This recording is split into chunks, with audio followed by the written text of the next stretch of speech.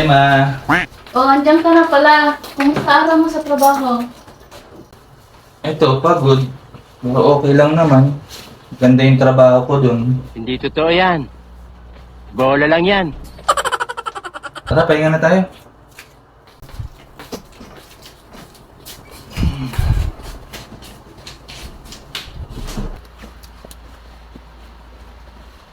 Ika na, tulog na tayo. Kanina pa ako inaantok eh.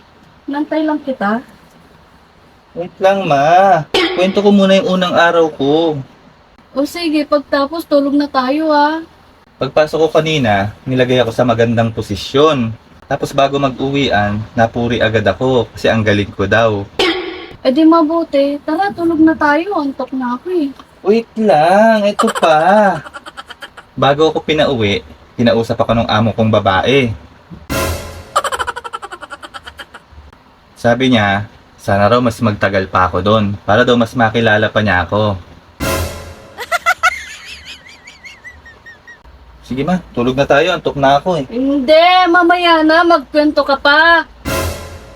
Tapos, nung pauwi na ako, kinamayan niya ako. Ang lambot nung kamay. Wakan mo yung kamay ko. Puro kalyo yung kamay mo ma. Hindi ka na papasok bukas dun ah. Hanap ka na ng ibang trabaho. Ma, ang ganda ng trabaho ko dun. Hahanap ka ng ibang trabaho o maghahanap ka ng ibang tutulugan mo?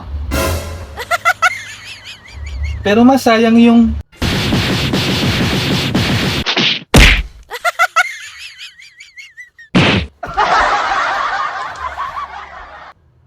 Sige ma, hanap na lang pala ako